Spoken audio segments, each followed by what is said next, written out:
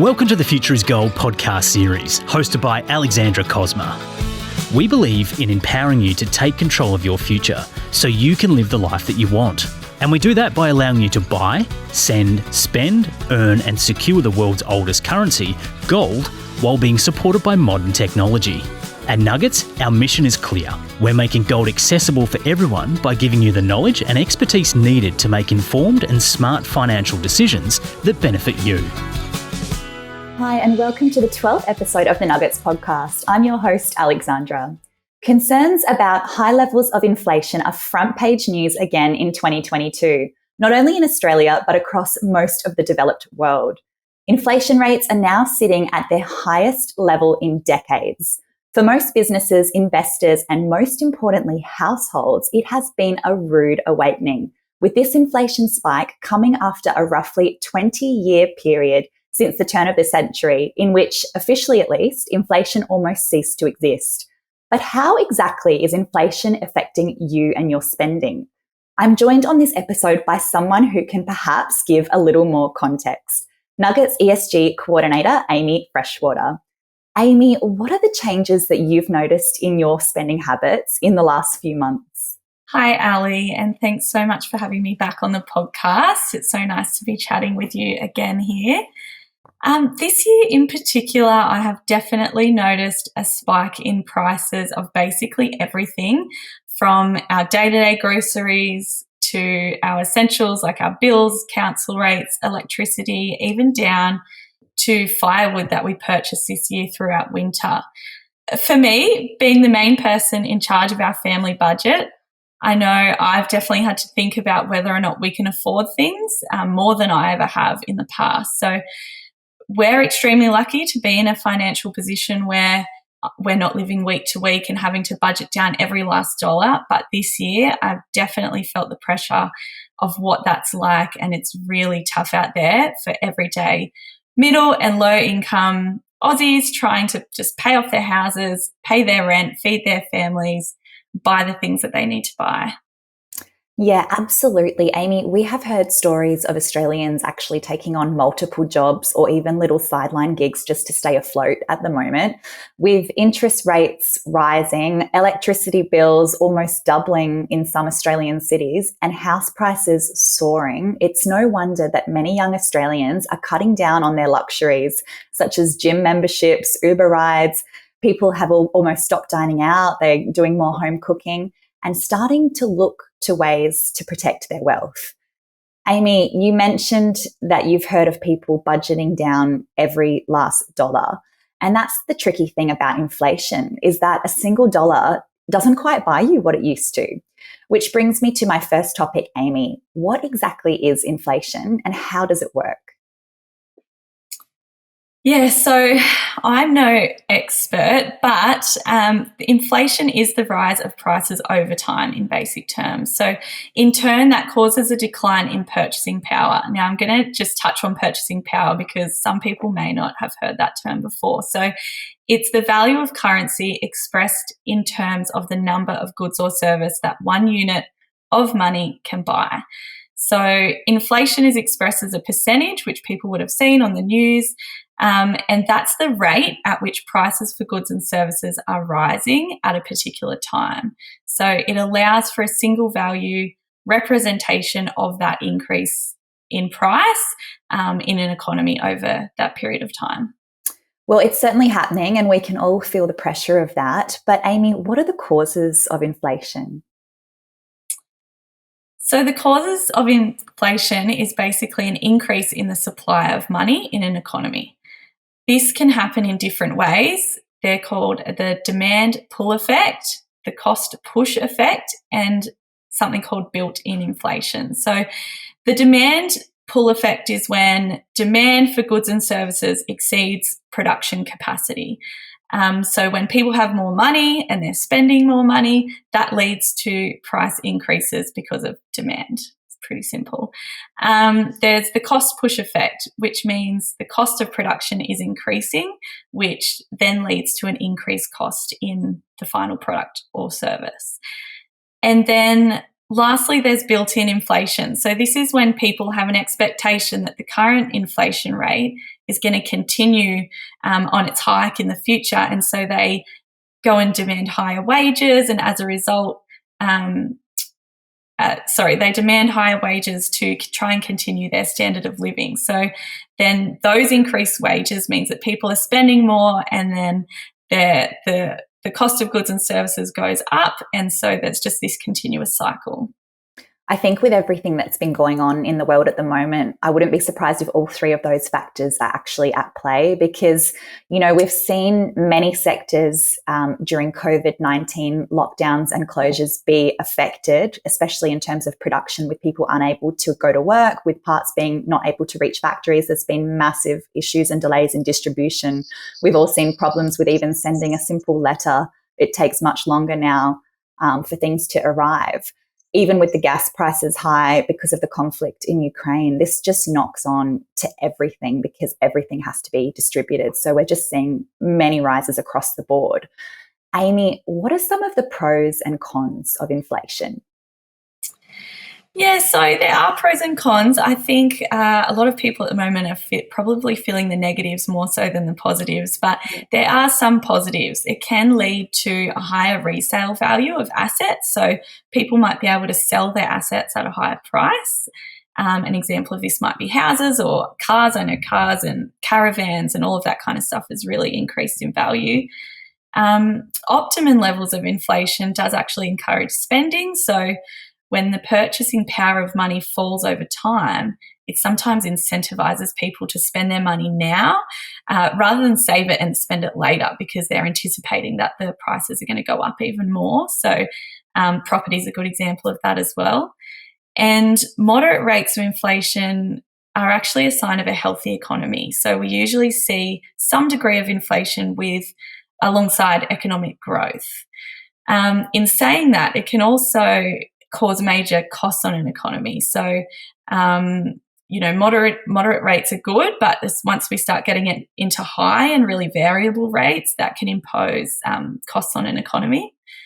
Buyers have to pay more for products and services. So if you're kind of on the other side of not having assets and looking to buy them, you're going to be forking out a lot more money at a time of high inflation. And it can also drive some prices up and first and others later. So that can lead to what's called market distortion, which basically means that there's some kind of interference leading to significant changes in prices of goods and services. Well, it is good that there are some pros. I know a lot of Aussies have managed to sell their homes at much higher rates than what they bought them for. But then, as you said, like the con side of that is that then they still need to buy in that same real estate market. So we're seeing a lot of people selling and then going off traveling or perhaps wanting to park their money in something a little bit different, even maybe than real estate at this time. Amy, can we talk a little bit more about purchasing power? You mentioned it before, but what's its link with inflation? Like, how exactly does inflation impact somebody's purchasing power? Yeah, so Ali, when markets are undergoing inflation, prices increase, and so the power of a dollar decreases. It makes your savings less valuable. It forces you to spend more to try and continue sustaining your lifestyle. Inflation impacts your cash savings directly. It makes them weaker. It makes them worth less. So the cost of living increases. And under an economy undergoing inflation, your dollar won't be able to afford the same goods and services that it could 1 year, 5 years, 10 years, 50 years ago. So it causes you to actually spend more for the same products. That's right. Inflation can result in a higher cost of living as our basic expenses become simply more expensive. Data from the Australian Bureau of Statistics showed that prices climbed by 6.1% in July 2022, which is the fastest annual pace since 2001. Amy, how exactly are individuals impacted by the global economy? Yeah, so like you said earlier, we've got lots of kind of conflicts and things going on globally at the moment. So the surge in prices is really driven by an increased cost of food and fuel. Reports show that the current conflicts, such as Russia's invasion of Ukraine, also have an impact on prices. So the war is pushing up oil and gas prices globally, not just in Australia. Russia's invasion has prompted a grain supply shortage, so that's resulted in increased prices for things like breads and cereals. Fuel, we're all feeling the pinch of that at the moment. That rose by 4.2% in July this year. That's also been driven by sanctions on Russia and greater demand post-pandemic. Things like natural disasters and events can also impact on prices. So things like fruit and vegetables have really gone up.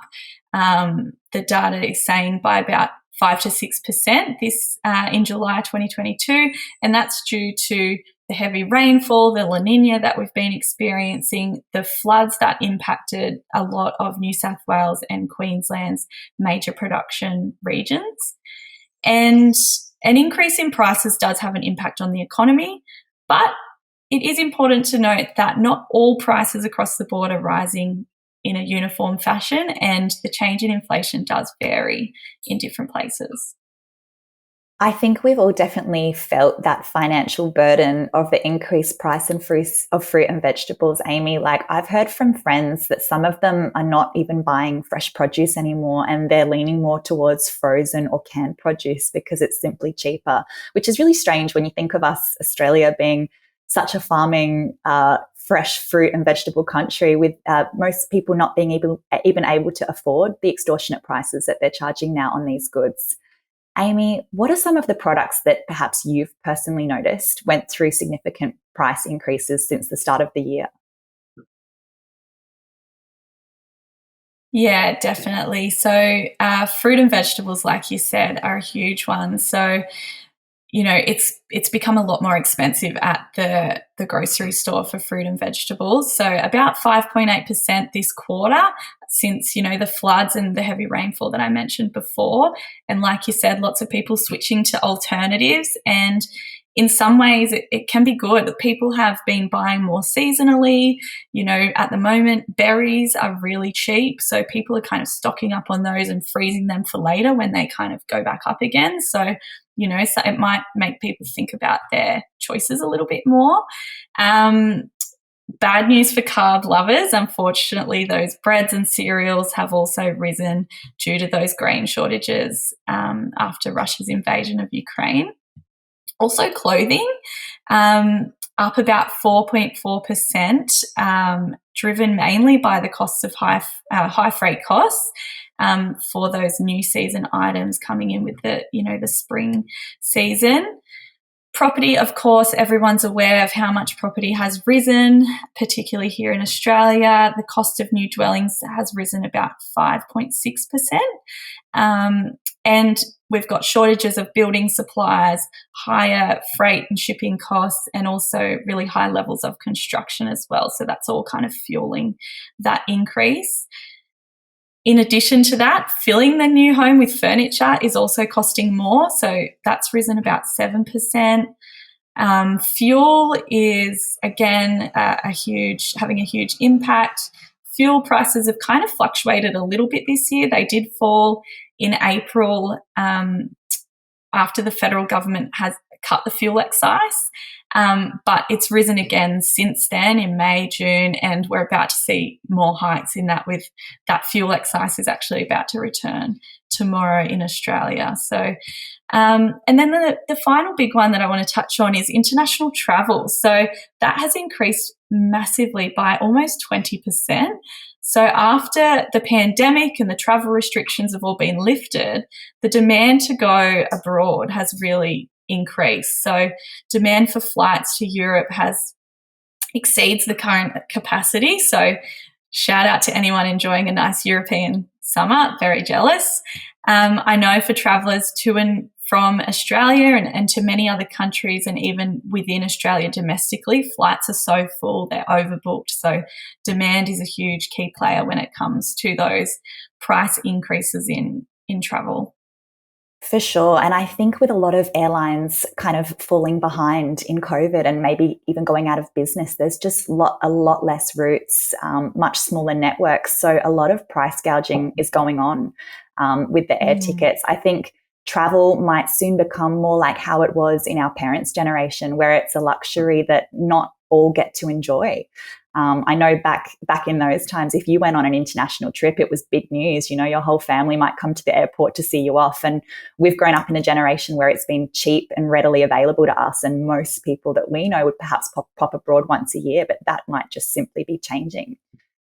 Amy, how are you coping personally with the increased cost of living? Yeah, Ali, to be completely honest, it's really tough. It's really important that we've kind of started to have to assess what do we need and what is just a luxury, or what's something that's nice to have but maybe not a necessity, and consider kind of changes in spending and what our priorities actually are. I know recently we've had to kind of cut back on groceries and decide whether driving a long distance is really necessary. In saying that, making some changes can be a good thing and can be quite empowering and change the way people feel about their financial situation. So sometimes having to budget can be a blessing and give you more understanding and control of your money. Of course, it can be worse than just having to make some budgeting decisions for some individuals and families. Just this week, I read an article about a young family in Western Australia having to move more than 1,000 kilometres from their hometown due to the high costs of rent and groceries in some parts of remote Western Australia. Just today, I read about some women having to get second jobs to support their living standards with the current cost increases of just necessities. So, I mean, it's a widespread issue for sure. It's definitely strange times, Amy, and I'm personally really impressed with the resilience that many Aussie families are showing in the face of this adversity. We certainly all need to be thinking of ways to cope with rising costs of living, and one asset that we could be looking to is gold. Gold has always been seen as an inflation hedge, and rightly so, given it has historically performed very well in periods where consumer prices are rising sharply. Analysis conducted by the World Gold Council earlier this year found the gold price has risen by an average of 20% in Australian dollar terms in years that inflation has averaged 3% or more. Amy, why is gold a good option to inflation-proof your money? So gold is a zero credit risk, highly liquid asset that has generated strong long-term returns and has proved to be an effective hedge against a range of unpleasant economic outcomes. High inflation is just one of those outcomes. Given it appears that we could be in for several years of above average inflation, these figures are positive for gold demand and for gold prices in the immediate future. Even if we do see inflation start to ease off, gold can still play a really valuable role in your portfolio. We've talked before on the podcast about the stability of gold and it being a really kind of trustworthy and stable investment. So that has made it really popular for people looking to ensure their savings stay protected and continue to remain stable throughout the rising prices. So not only that, but the rise of fintech apps like Nauggets have made it much easier to actually get your hands on some gold. If you'd like to read a little more about the relationship between gold and inflation, we actually have a blog on nauggets.com titled How to Inflation Proof Your Money with Gold. It's a really interesting read and we'll go a little bit deeper into the topics that Amy and I have covered on this episode. Well, Amy, as always, it's been a pleasure having you back on the podcast. Whether we like it or not, inflation is here to stay. What's important is to be financially prepared by implementing saving strategies and perhaps investing money in high-performing, resilient assets like gold. Your wealth is worth protecting, especially when inflation rears its ugly head or crises push prices up to make up for crashing markets. Doing this has saved people time, energy, and most importantly, money. Stay tuned for our next episode to learn about simple saving strategies that you can implement to deal with inflation and the increasing costs of living. Thank you. Thanks for listening to the Future is Gold podcast. For links and contact details relevant to this episode, please see the show notes. Don't forget to subscribe to our podcast series so you'll know when the next episode is live. And follow Nauggets on social media for more gold standard content. Information contained within this series is general in nature and not directed to your personal situation. So please reach out to us or your financial expert for a more tailored approach. This podcast is a Story League production.